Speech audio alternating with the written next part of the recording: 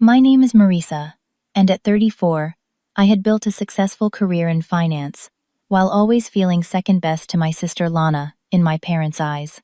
When they canceled my birthday dinner for her impromptu gathering, something finally broke inside me.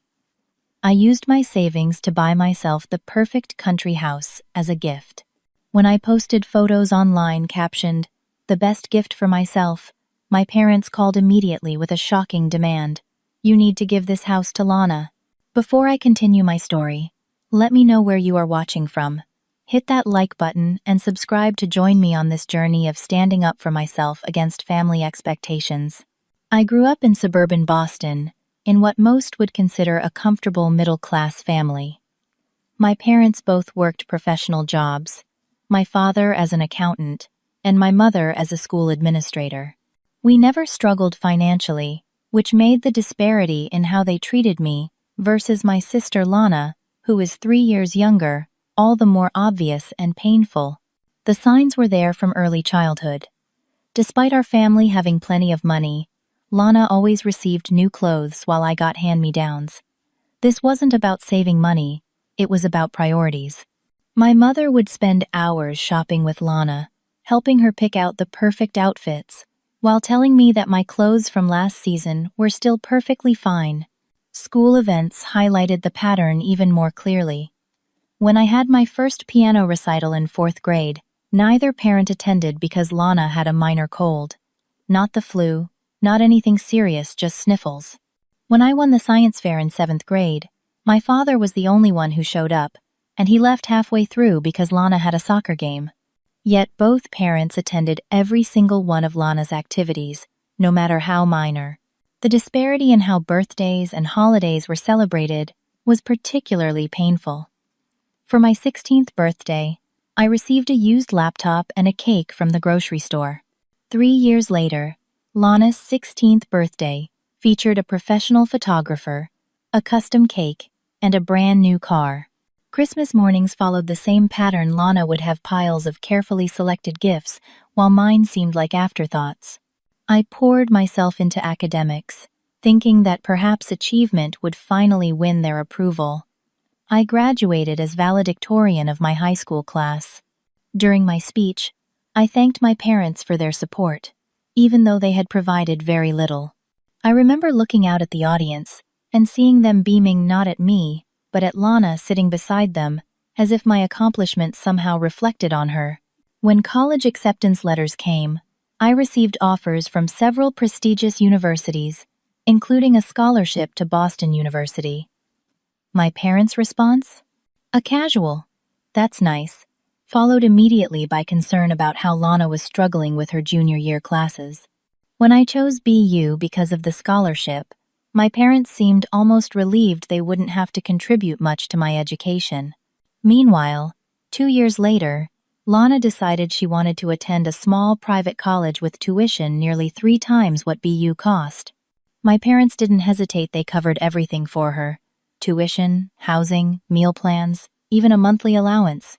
For me, they had contributed only $1,000 per semester, telling me that working part-time would build character. After graduating with honors, I landed an entry-level position at a financial firm in Boston. I worked long hours, took additional certifications, and climbed the corporate ladder with determination. By 28, I was managing a team and earning 6 figures. My financial independence gave me freedom, but I still craved my parents' approval in some deep, wounded part of my heart. Family gatherings continued to follow the same dynamics. Thanksgiving dinners featured detailed questions about Lana's life, while my professional achievements received cursory acknowledgments. When I was promoted to senior financial advisor, my mother responded with, "That's nice, honey," before immediately turning to Lana to hear about her new haircut. Through all of this, I maintained contact with my family, always hoping things would change. I called weekly, visited for holidays, and brought thoughtful gifts. I made excuses for their behavior, telling myself they didn't mean to hurt me. Part of me still hoped that someday they would see me, truly see me, and be proud. My best friend Julie was the one who helped me gain perspective on this unhealthy dynamic. Wednesday been friends since college, and she had witnessed enough family interactions to recognize the pattern. During a brunch about 5 years ago, after Id shared yet another story of being overlooked, Julie set down her coffee cup and looked me directly in the eyes. "Marisa, this isn't normal," she said. "The way your parents treat you compared to Lana, it isn't just playing favorites. It's like you're an afterthought in your own family." I remember feeling defensive at first. "They love me," I insisted. "They just show it differently." Julie shook her head. "Do they, though? When was the last time they put you first? When was the last time they chose you over Lana?" I couldn't answer her. And in that silence, I felt the first crack in the wall of denial I'd built around my family's treatment of me. Still, old habits die hard. I continued trying to win their approval, to earn the love that should have been freely given. It would take one final disappointment to finally break the pattern. As my 34th birthday approached, I found myself hoping for a simple celebration with my family. Nothing extravagant, just dinner at Gabriel's, my favorite Italian restaurant in Boston. I made reservations 3 weeks in advance, securing a table for 4 on Friday evening.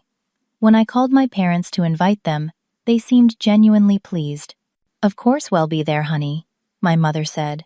"We wouldn't miss it." My father chimed in from the extension. 34 is a special year. We're looking forward to it." Their enthusiasm gave me a warm feeling. Maybe things were changing. Maybe they were finally seeing me. The week before my birthday, we exchanged texts about the dinner plans. My mother asked what I would be wearing, suggesting we could take some nice photos.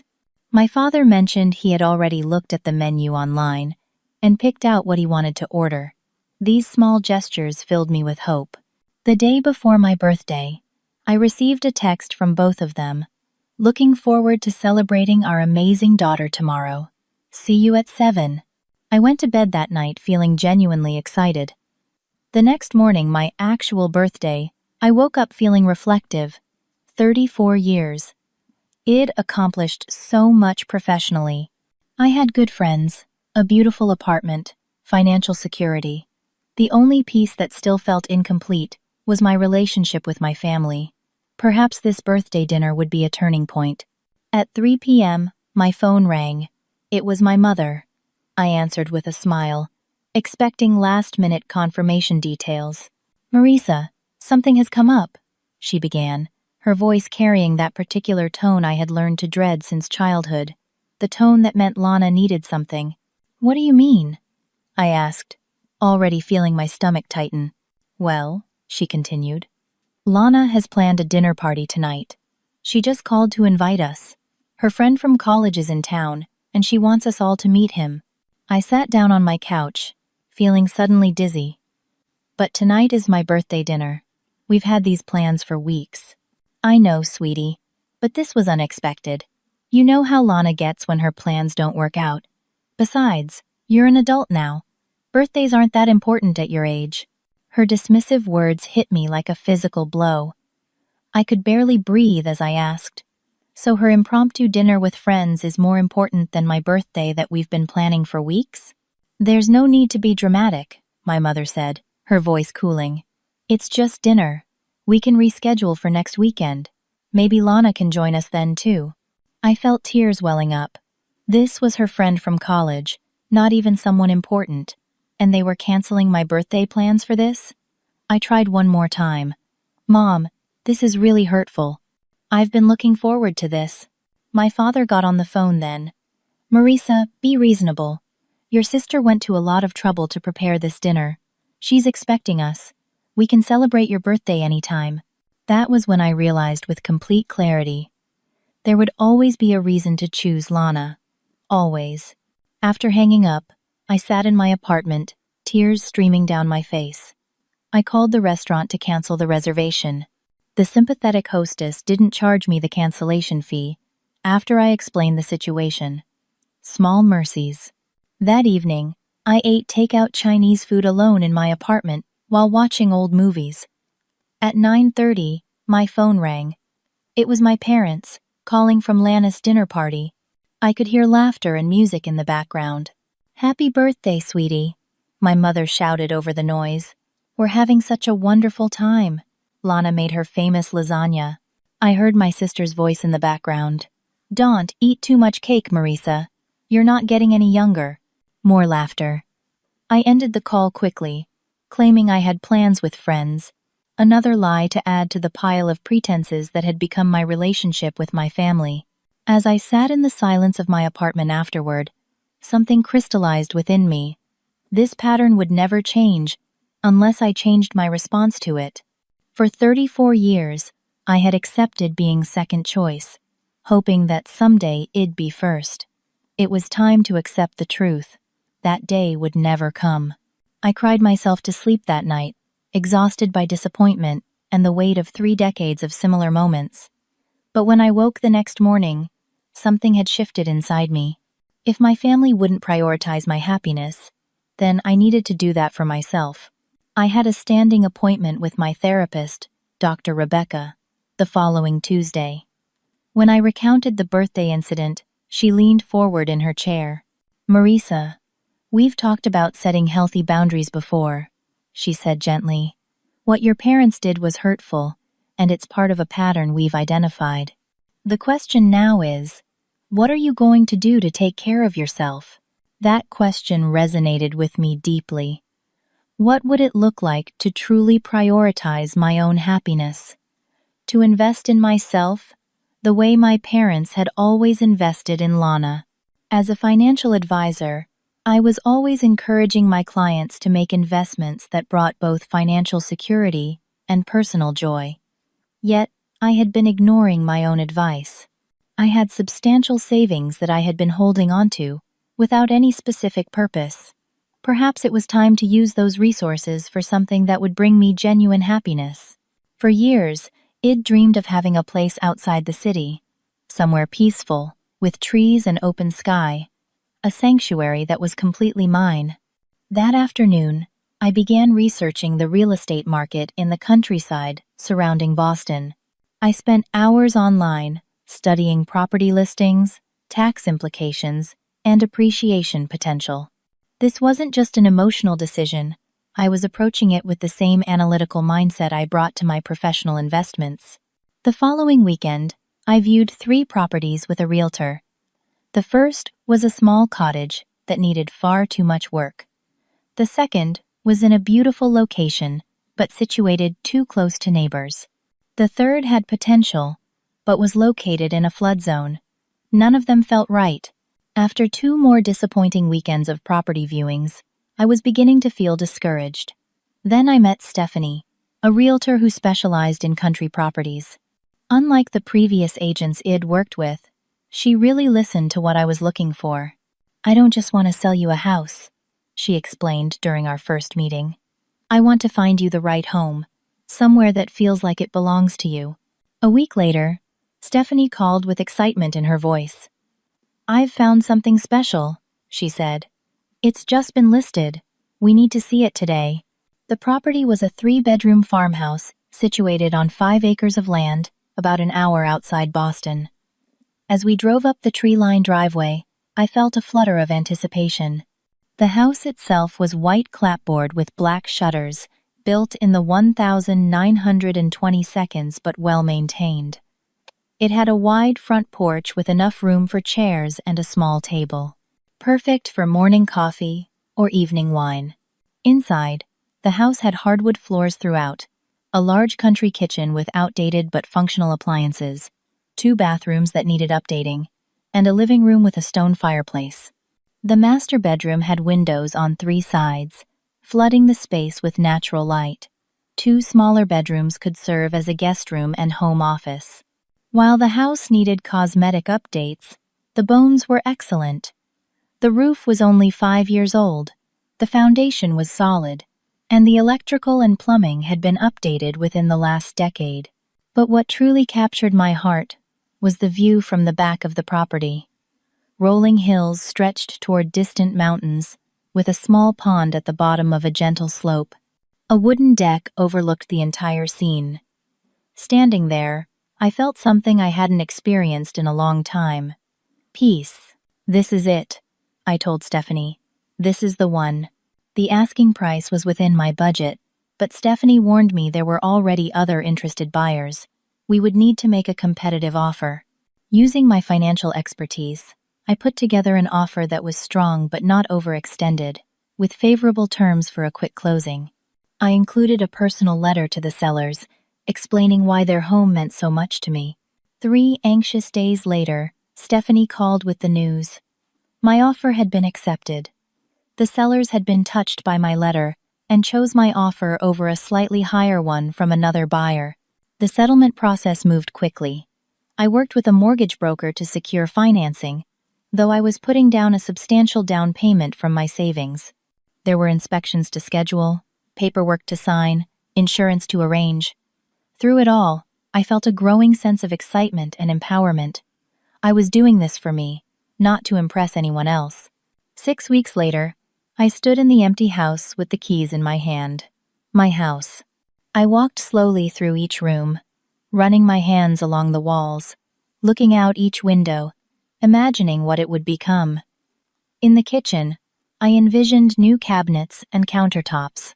In the master bathroom, I pictured a clawfoot tub beneath the window. Each space held possibilities, and each possibility was entirely mine to explore. Over the next 3 months, I threw myself into renovations. I hired contractors for the major work, but took on some projects myself. The kitchen was gutted and rebuilt with cherry cabinets and granite countertops. The bathrooms were updated with classic fixtures that honored the home's age while providing modern comfort. Every room was painted in colors I had chosen carefully, warm neutrals with occasional bold accents. Each decision, from the kitchen backsplash tile to the light fixtures in the hallway, was an expression of my taste and preferences. For the first time in my life, I wasn't considering anyone else's opinion. I didn't have to wonder if my choices would be judged or dismissed. This home was becoming a physical manifestation of my independence. I documented the transformation with photos, capturing before and after shots of each space. Watching the house evolve gave me a sense of accomplishment, unlike anything it experienced before. This wasn't just about creating a beautiful home. It was about creating a new chapter in my life. When the last contractor packed up their tools and the final piece of furniture was placed, I stood in the center of my living room and turned in a slow circle. The house was finished. More importantly, it was mine, completely, wholly, unapologetically mine. For the first time in my life, I had created something that was just for me, without seeking anyone's approval or permission. The sense of empowerment was intoxicating. Once the renovations were complete, I hired a professional photographer to capture the transformation. The photos were stunning, showcasing not just the physical beauty of the house but the feeling of serenity and joy it conveyed. I hesitated before sharing these photos on social media. Until now, I'd kept the house purchase private, telling only Julie and a few close friends. Part of me was still conditioned to keep my achievements small, to not draw attention away from Lana. But another part of me, the part that was growing stronger every day, wanted to celebrate this accomplishment. After a moment of reflection, I posted a carefully curated selection of photos with the caption, "The best gift for myself. My country sanctuary is finally finished. So grateful for this journey." The positive responses were immediate. Friends and colleagues commented with congratulations and admiration. Several asked for the name of my contractors or interior designer, not realizing I'd done much of the planning myself. It felt good to be acknowledged, to have my achievement recognized. Then my phone pinged with a text from Lana. "When did you get this? Why didn't you tell us?" Before I could respond, my phone rang. It was my mother, her voice tight with something between surprise and accusation. "Marisa, what is this house we're seeing on Facebook? When did this happen? Why would you keep something like this from your family?" I took a deep breath before responding. "I bought it 4 months ago. It's about an hour outside the city. I've been renovating it." 4 months? And you never thought to mention it. Were your parents, Marisa? We should know these things. I chose my words carefully. It was a personal decision, an investment in my future and my happiness. My father got on the extension. Do you have any idea how much money you've wasted? Property taxes? Maintenance costs? What were you thinking? Instead of defending my financial decision, which was completely sound, I simply said, I'm happy with my choice. There was a pause. Then my mother said in a completely different tone, well, it's actually perfect timing. Lana and Mike have been talking about wanting to move somewhere with more space for when they start a family. I felt a chill. I wasn't sure where this was going, but I had a suspicion. My father jumped in. Yes, this could work out well for everyone. Lana needs a house like this much more than you do, Marisa. You're single, living in the city. What do you need all that space for?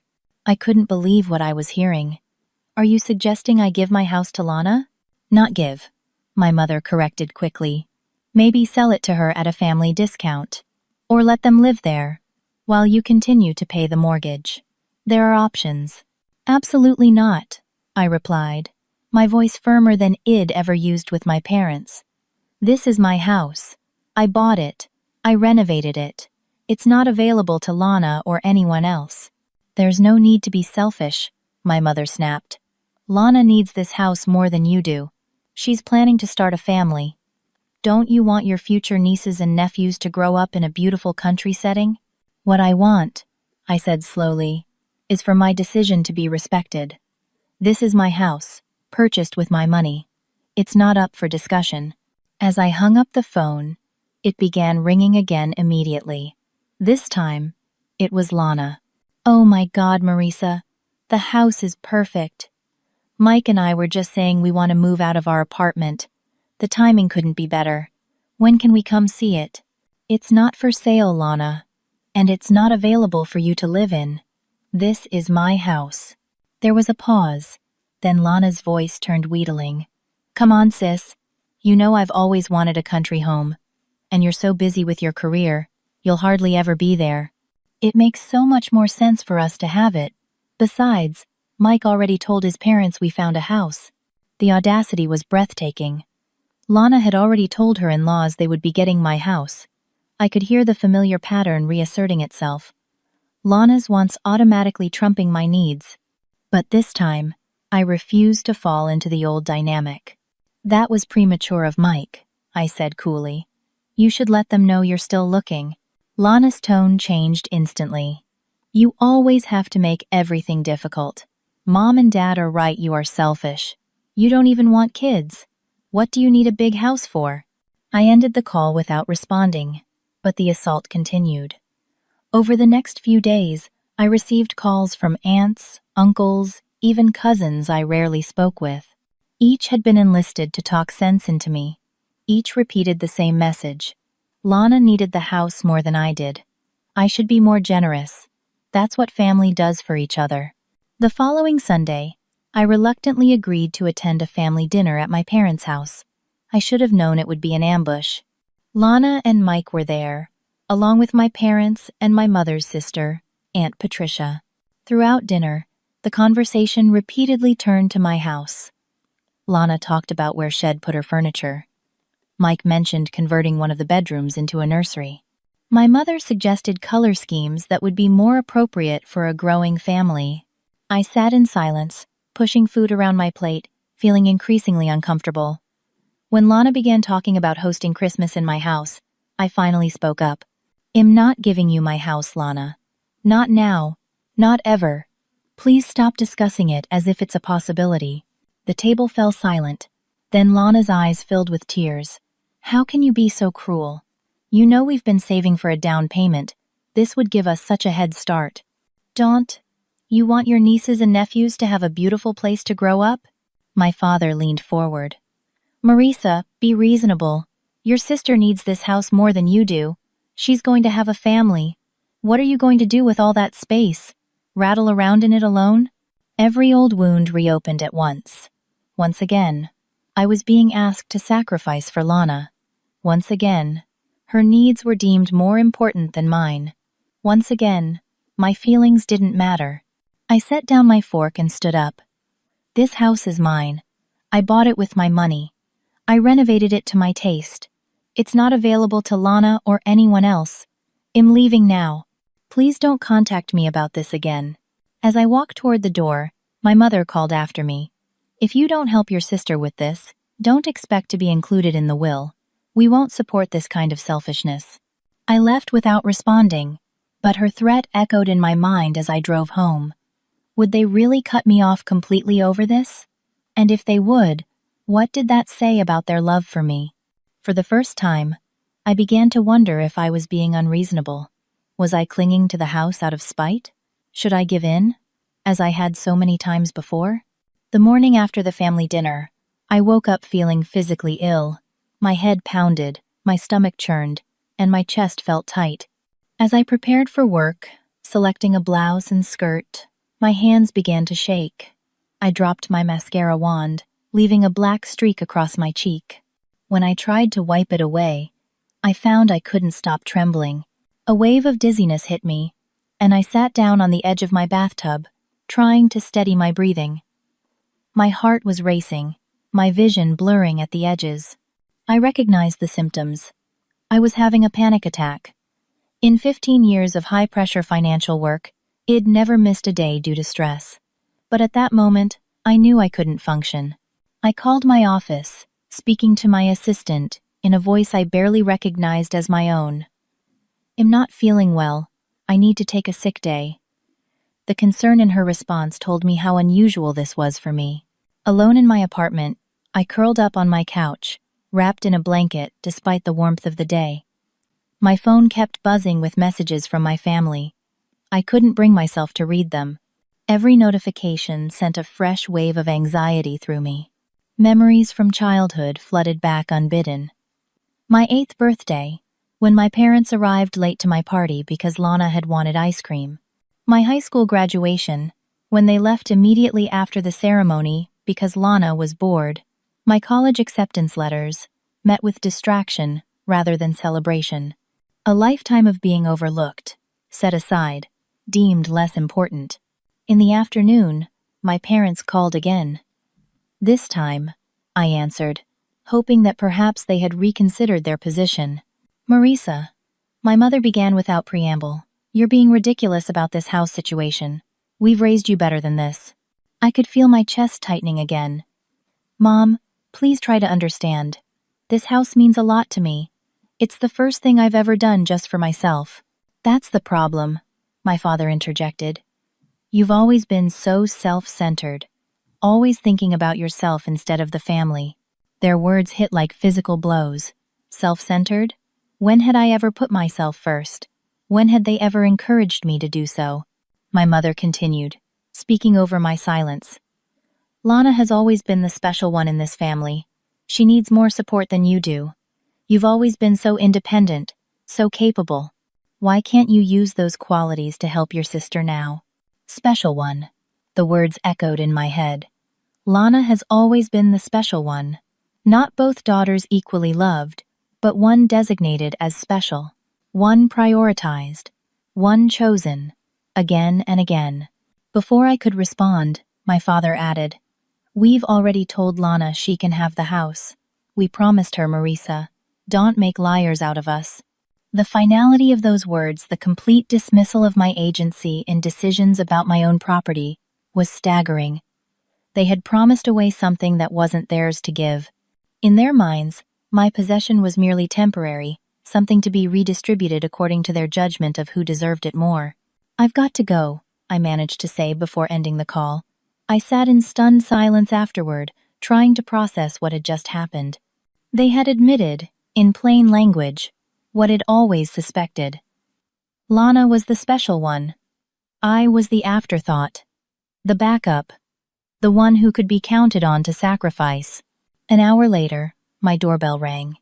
When I checked the peephole, I saw Lana standing in the hallway. I considered not answering, but some combination of habit and curiosity made me open the door. She didn't wait for an invitation, pushing past me into the apartment. "We need to talk about this house situation," she announced, dropping her purse on my coffee table as if she owned the place. "There's nothing to talk about," I said, my voice sounding distant to my own ears. "The house is mine. End of discussion." Lana spun to face me, her expression incredulous. Are you serious right now? After everything this family has done for you? I couldn't help the bitter laugh that escaped. What exactly has this family done for me, Lana? Please, enlighten me. Her eyes narrowed. Oh, here we go with the poor Marisa routine. You've always been jealous of me, always trying to make yourself the victim. I've spent my entire life standing aside for you, I said quietly. Every birthday, every holiday, every family gathering has centered around your wants and needs. I've never complained. I've never demanded equal treatment. But this house is where I draw the line. Lana laughed, a harsh sound without humor. You think you're so perfect, don't you? Miss Successful Financial Advisor. Miss Independent. You know what? The family only puts up with you because of me. I'm the one who insists you be included in things. The cruelty of her words left me speechless. This was my sister, the person I had been taught to prioritize above my own needs since childhood. And she was standing in my home, telling me she was the reason I was tolerated by our family. If you don't give me this house, Lana continued, her voice cold, I'll make sure everyone knows what you're really like. Selfish, cruel, putting your own wants above the needs of your family. No one will take your side, Marisa. No one. She grabbed her purse and walked toward the door, pausing with her hand on the knob. Think about it. You have until the end of the week to make the right decision. After she left, I stood frozen in my living room, her threat ringing in my ears. Could she really turn everyone against me? The evidence suggested yes. Already, extended family members who rarely contacted me were calling to express their disappointment in my selfishness. I spent that night in a state of emotional turmoil, alternating between rage, grief, and a deep, bone-weary exhaustion. My entire identity had been shaped around being the good daughter, the one who accommodated, who never caused trouble. What would happen if I refused to play that role any longer? As dawn broke, I sat on my balcony, watching the city slowly come alive. Something had shifted inside me overnight. A clarity had emerged from the chaos of emotion. For 34 years, I had participated in a dynamic that diminished me. I had allowed myself to be relegated to second place in my own life. No more. The house wasn't just a property. It was a symbol of my worth, my right to prioritize my own happiness. Giving it up would mean conceding that Lana deserved joy more than I did, that her dreams mattered more than mine, that I existed primarily to facilitate her happiness, and that was a lie I could no longer live with. The day after Lana's ultimatum, I had my regular therapy session with Dr. Rebecca. As I recounted the events of the past week, she listened with growing concern. Marisa, this goes beyond normal family dysfunction, she said when I finished speaking. What your family is doing, asking you to give up your property, threatening to disown you, recruiting others to pressure you, this is emotional abuse. Hearing her name it so clearly was both painful and liberating. I had spent so long normalizing their behavior that having it identified as abusive was jarring. What do I do now? I asked. They're my family. I can't just cut them off. Setting boundaries doesn't mean cutting people off, she explained. It means being clear about what you will and won't accept. In this case, being firm that the house is yours and not up for discussion. Over the next hour, we developed a strategy. I would communicate my boundaries clearly and consistently. I would not engage in arguments or justifications. I would limit contact if the pressure continued. And most importantly, I would focus on strengthening the healthy relationships in my life. The next day, I met Julie for lunch. Unlike my family, she was unequivocally supportive. I'm so proud of you for standing your ground, she told me. This house represents something important, your right to prioritize your own happiness. But what if they really do cut me off? I asked, the fear still lingering. Julie reached across the table and squeezed my hand. Then you'll discover what I already know. That family isn't just about blood. It's about who shows up for you, who respects you, who celebrates your joy instead of trying to claim it for themselves. That weekend, I drove to my country house, needing to reconnect with the space that had become the center of so much conflict. As I walked through each room, running my fingers along the countertops I had chosen, looking out windows framed by curtains I'd selected, I felt my resolve strengthening. This was mine. Not just the physical structure, but what it represented. My independence, my choices, my right to build a life that brought me joy. Sunday evening, I sat at the kitchen table I had refinished myself and composed an email to my family. I wrote and rewrote it multiple times, trying to find the right balance between firmness and respect. Finally, I had a version I was satisfied with. Mom, Dad, and Lana, I want to be very clear about my position regarding my house. I purchased this property with my own money. I renovated it according to my own vision. It is my home, and it is not available for Lana to live in or purchase. This is not negotiable. Any further attempts to pressure me will result in me needing to take a step back from our relationship until my boundaries can be respected. I love you all, but I need to be respected as an adult who makes her own decisions about her own property. Marisa. I hit send before I could second-guess myself, then turned off my phone for the night. The next morning, I had multiple voicemails and texts, but I didn't listen to or read any of them. Instead, I drove back to the city and went directly to my office, immersing myself in work. That evening, my parents called. I took a deep breath before answering, centering myself in my newfound resolve. Marisa, my mother began, her voice tight with controlled anger. We received your email. I don't understand why you're being so stubborn about this. It's not stubbornness, Mom. It's my house, my decision, and it's final. If that's how you feel, my father interjected, then you need to understand the consequences. We won't have a daughter who refuses to help her sister. The implicit threat was clear. If I didn't give Lana my house, they would cut me off. In the past, this would have devastated me, sent me scrambling to please them. Now, I felt a strange calm. I'm sorry you feel that way, I said. I hope someday you can understand my position. But either way, my decision stands. After I hung up, I expected to feel devastated. Instead, I felt lighter. The threat that had held power over me for so long, do what we want, or lose our love, had lost its sting. Because I had finally recognized the painful truth. Their love had always been conditional. And conditional love is not really love at all. The next day, I received a call from an unexpected source. Mike, Lana's husband. He sounded embarrassed, almost apologetic. Marisa, I want you to know I never expected your house. I told Lana it was inappropriate to even ask. I'm sorry for how this has played out. His words were a small validation, a confirmation that I wasn't crazy for thinking the whole situation was absurd. Thank you, Mike. I appreciate that. He sighed. Honestly, Lana's always gotten everything she wanted. Her parents have never said no to her. I think that's why this is hitting her so hard. But that's not your problem to fix. After that call, the pressure campaign took on a new dimension. Lana began posting veiled comments on social media about selfish people who don't support family. My mother called mutual friends to share her concern about my mental state, suggesting I was becoming unstable and difficult. My father told extended family members that I had rejected all their attempts at reconciliation. It was painful, watching this distorted narrative spread. But I remained firm.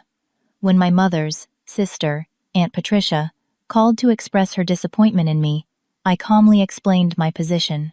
To my surprise, she listened.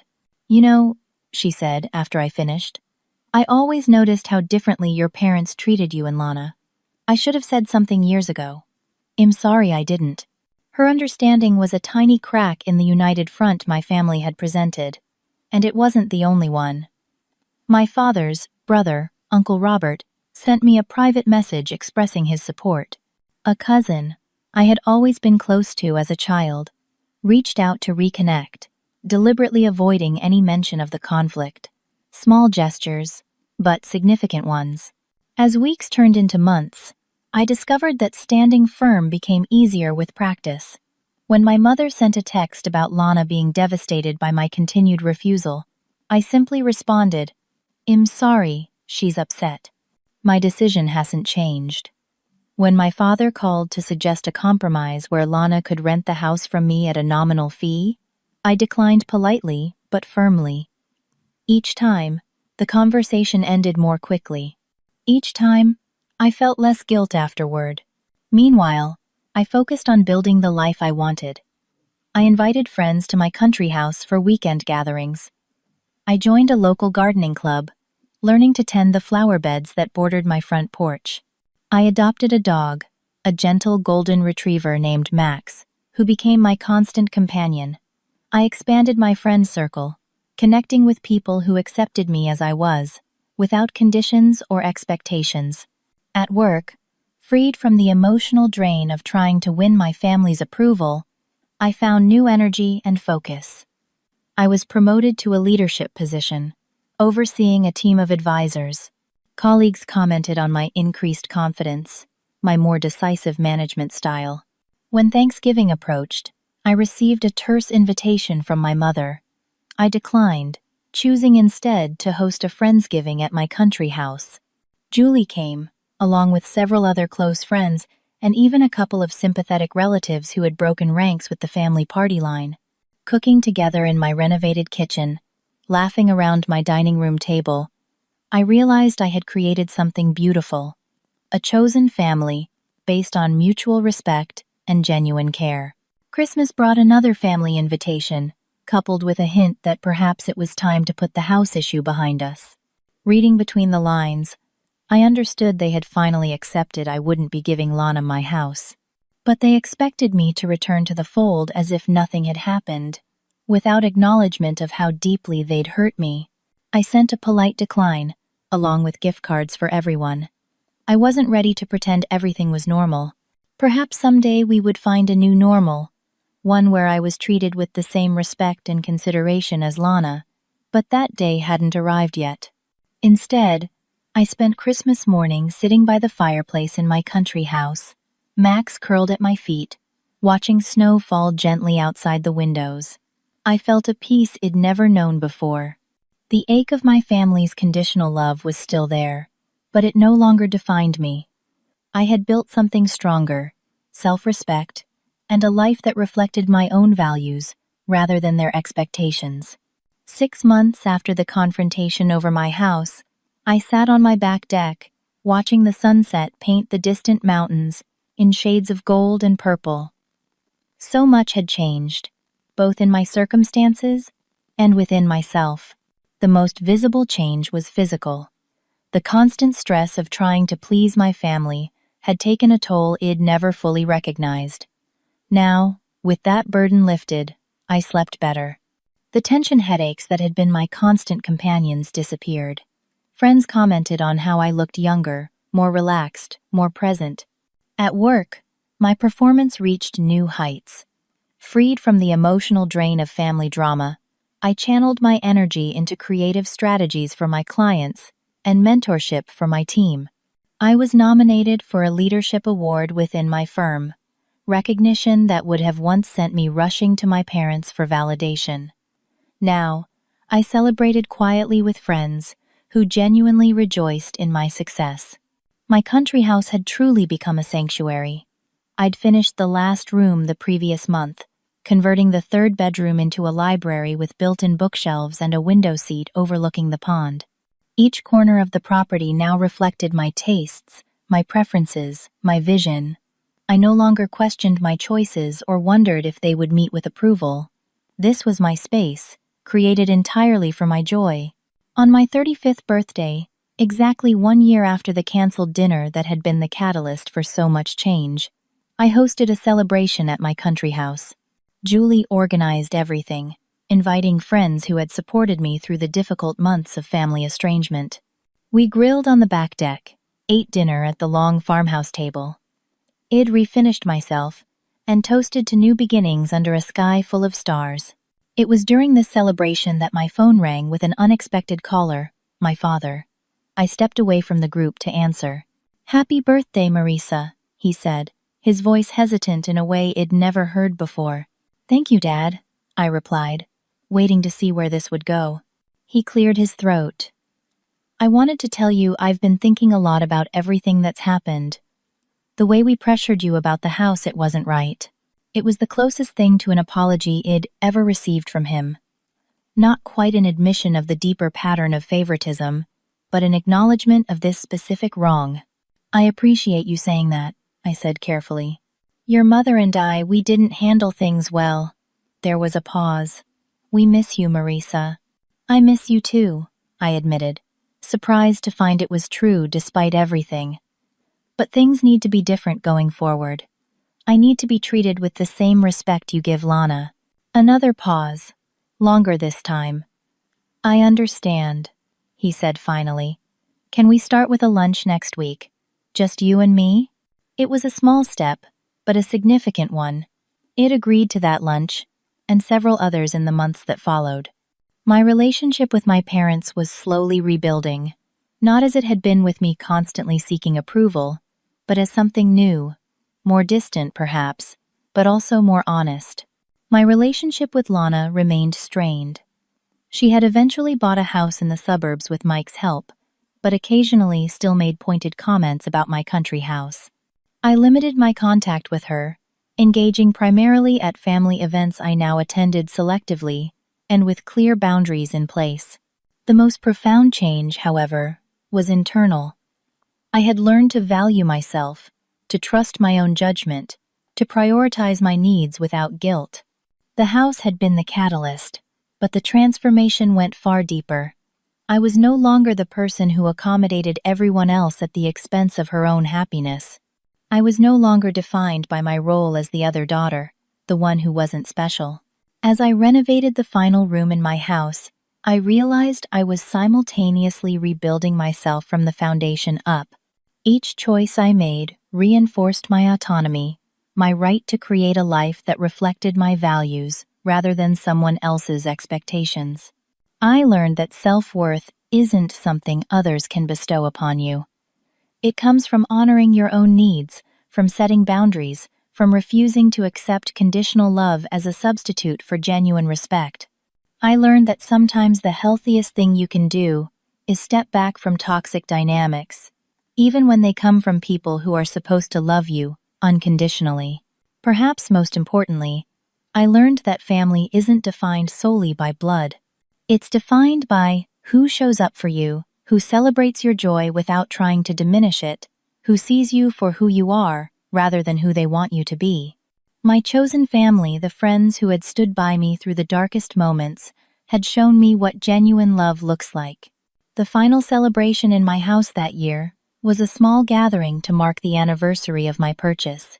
As we raised our glasses in a toast, I looked around at the faces of the people who had helped me find my strength. Julie, who had never doubted my right to stand firm. Dr. Rebecca, whose guidance had helped me navigate the difficult emotional terrain. Stephanie, who had found me the perfect house, and others who had entered my life as I opened myself to new connections. This house represents more than property, I told them. It represents my decision to value myself, to build a life that's truly mine. Thank you all for being part of that journey. Later, as the evening wound down and guests departed, I stood alone on my front porch, looking up at the star-filled sky. The journey hadn't been easy. There had been moments of doubt, of grief, of loneliness, but I wouldn't trade this hard-won peace for the false harmony of my former life. My answer to my parents' demand that I give my house to Lana had been simple, for number, but the message behind that refusal was much more profound. I matter too. My dreams matter too. My happiness matters too. And that truth, once embraced, had changed everything. Have you ever had to stand up to family expectations to protect something important to you? Share your story in the comments below. If this resonated with you, please hit the like button and subscribe to hear more stories about finding strength through difficult family dynamics. Thank you for joining me on this journey, and remember, sometimes the most powerful gift you can give yourself is permission to put your own happiness first.